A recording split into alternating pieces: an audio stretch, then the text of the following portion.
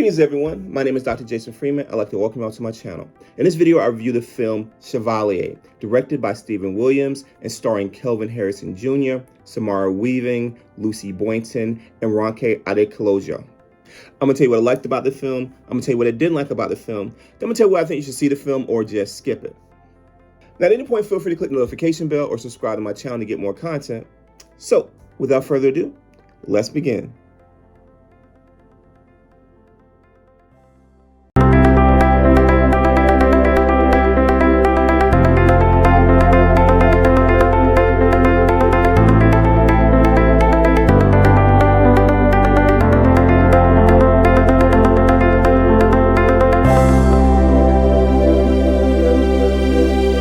Now, the film Chevalier is a biopic about Joseph Boulogne Chevalier de Saint-Georges.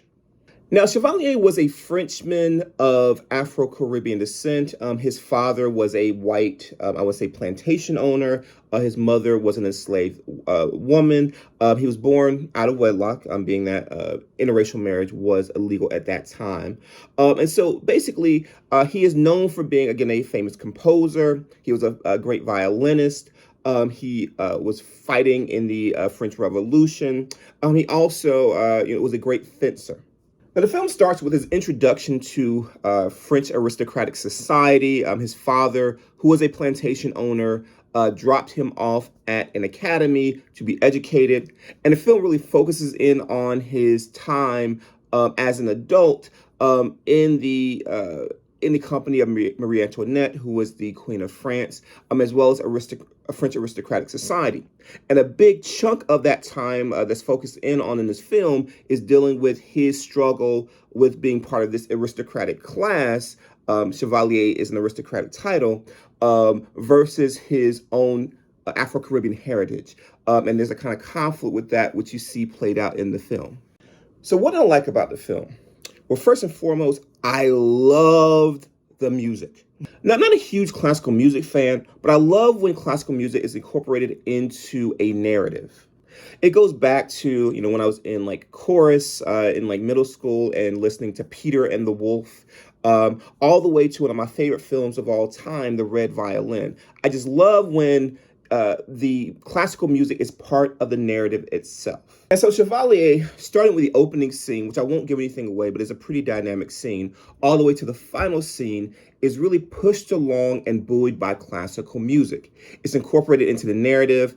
As Chevalier and the other characters change throughout the film, the music changes to reflect kind of their tensions, their emotions, kind of what they're going through. And so, yeah, so classical music is something that is ever present. It's beautiful. So I never thought that classical music was bad. It wasn't really my thing. But the way it's used in this film really makes the film better and takes it to an even higher level. Now, sticking to the theme of music, so Samara Weaving's character, Marie-Josephine, that character, so when a character sings in the film, so she's an opera singer, it really kind of pulls you in. So I believe it's Samara Weaving singing. And if that's the case, her voice is amazing, like angelic. And so I really love that part. She doesn't sing a lot. I'll say that much. Not to give too much away, but she doesn't sing a great deal. But when she does, it really kind of locks you in and kind of pulls you in. And the film, the trailer kind of gives away a bit that there is a romance between Chevalier and Marie-Josephine, played by Samara Weaving. And so you get the feelings that he has for her, with him listening to her singing from the beginning, just in the different parts within the film. So that her singing really is amazing, and that's really another highlight of the film. Another thing I liked about the film was the inner conflict that Chevalier felt regarding his connection to aristocratic society and his Afro-Caribbean heritage. Now, as an African-American professor, living my life in academia and also, coming from a Black community in Eastern North Carolina, there is that conflict that is always there. The connections with this largely white academic culture, and also my African American heritage, and not really kind of, not really being outside of either. So trying to find a way to bridge both things to be both people. And so Chevalier deals with that, but on a much higher level. So he is part of aristocratic society. Chevalier is an aristocratic title. And in one little piece, I'm not gonna say what it is, but it really is an interesting thing that he talks about his title and the kind of problems of his title for him in particular. And again, you'll see that in the film. But the point is, he bridges that connection. You have, again, the Afro-Caribbean community, including his mother, which you see in the film, and again, the aristocratic society led by Marie Antoinette, and that conflict. And that's a real push of the film, and that's a big part of the film. And again, for me, the big thing about a film like this, where you have to connect with the character on some level, I very much connected with and empathized with Chevalier. And I felt for him. I felt for his pain. I mean, I couldn't imagine being in that situation where you're isolated from your people. At the same time, you're being lauded by this group that on some level, and there's something I'm going to talk about a little bit later in one of my critiques, but on some level, you have to know, I don't really like you or respect you on any real level. So the last thing I liked about the film was the amazing performances by this all-star cast. And so when I did the trailer reaction to this film, basically about a week ago, I did this little joke about, like, man, they're gonna have me hating Minnie Driver.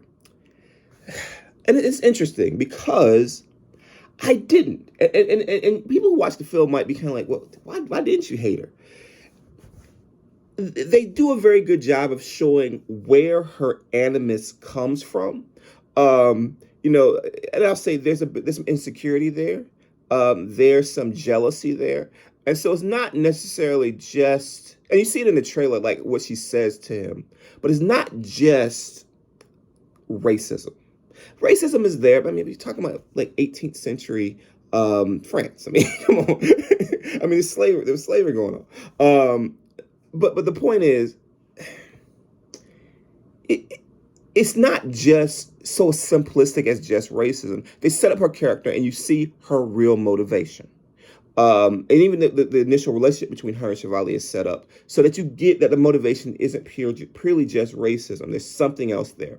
So again, I even empathize with her. I mean, I didn't like what she did. Again, you see what she did in the trailer.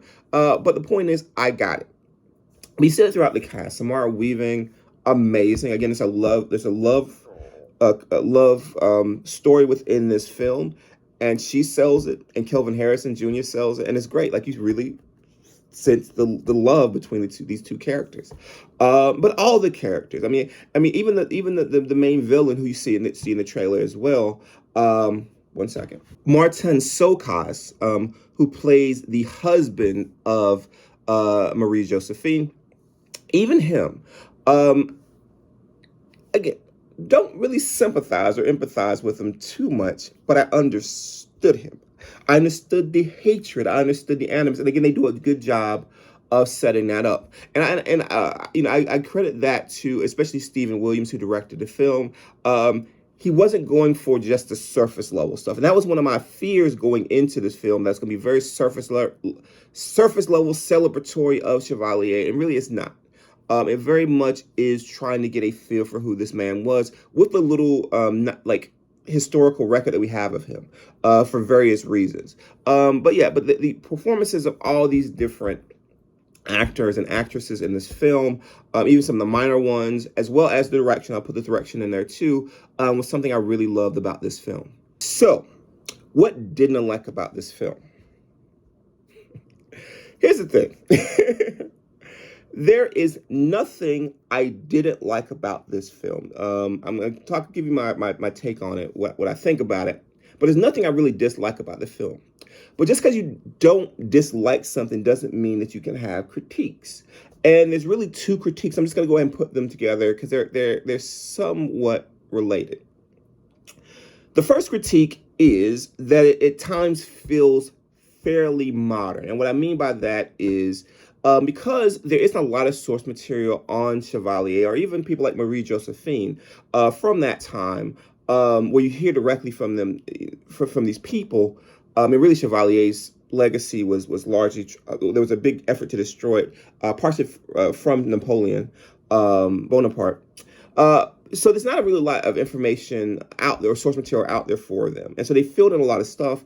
And so some of it just came across as feeling very 2023 or 2022, whenever the film was made. It came out, it was first premiered in 2022. So it felt very early 21st century.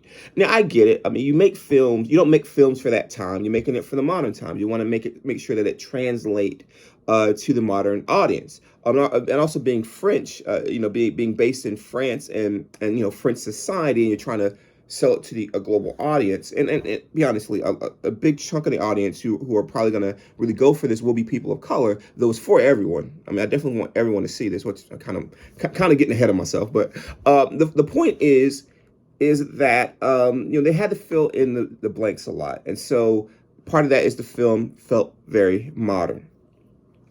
The other critique I had about the film, and I'll go ahead and put that here right now, is I felt because of that, because they had to try to make it more modern, they had to kind of frame it in a very modern kind of racialization, and that's a term, sociological term, racialization type framework, where you have someone for the first time, thinking about their racial identity.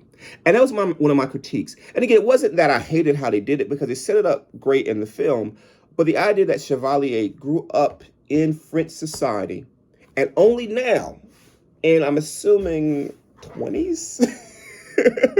I mean, I know I'd be Kelvin Harrison, but I'm assuming that he's supposed to be in his 20s. Only now is he first coming to a realization of his racial status, especially being in a place, and they made it clear that he was not welcome in this academy, and that he faced racism all the time. And just even casual interactions. And so now for the first time, he's having this realization about his race. Just doesn't make sense to me. But I get it. I know why they did it. I know they set it up so they can essentially set up this, this conflict, and a conflict that you see played out on the screen, and that manifests into an interpersonal conflict. But the point is, it's a critique. It's not a criticism in that way. It's something that, it's one of those things that kind of takes you out a bit, because it's like, I don't buy that this is the first time he's recognizing the racism of his society. But again, for the narrative of the film, to get you have something to watch, I get it. So, should you see this film or just skip it? This film is a must see, and I repeat myself, a must see. So by far, this is my favorite film of 2023 that I've seen so far. As disappointed as I was in Luther the Fallen Son overall, I am pleasantly surprised by this film. It has a character or protagonist that you root for, that you kind of pull for, you admire, you respect, and they put them through the ringer. But they don't do it in a way that's almost like I don't know, like tragedy, like it's in a way that you almost it's like sadistic. They don't do that. Rather, they kind of, you see the hero struggle, and in the end, you come out with this brand new, newly minted heroic Black figure that we need for today. We need as many as possible. So many years, whenever you saw Black people in films, they were either the sidekick, comedic sidekick oftentimes, or a bad guy or a villain. And so now we're starting to get these heroic figures like T'Challa, for example, in the Black Panther. But the thing about Chevalier, he's a real guy. He's a real guy. And so I definitely will be adding him to the pantheon of Black heroes that I will be kind of talking about going forward. So yeah, go out and watch it. Please watch it. And I'll say, especially if you are looking for films about Black heroes, Black figures, while this isn't a straight historical study, I mean, they do take a lot of liberty because of the lack of information. I think they incorporate enough history in it that it is worthwhile to watch this film and get a different take on the French Revolution period than we typically get in history, which largely ignores the presence of Black people in the French Empire at that time. Now, if you found that review interesting and or informative, please like this video, subscribe to my channel. Also, please share this video. And if you have any questions about Joseph Boulogne Chevalier de Saint-Georges, or have any recommendations for Black historical figures that you want me to look at in future videos, please leave those suggestions in the comment section below along with the questions. Thank you all for your time and have a wonderful rest of your day.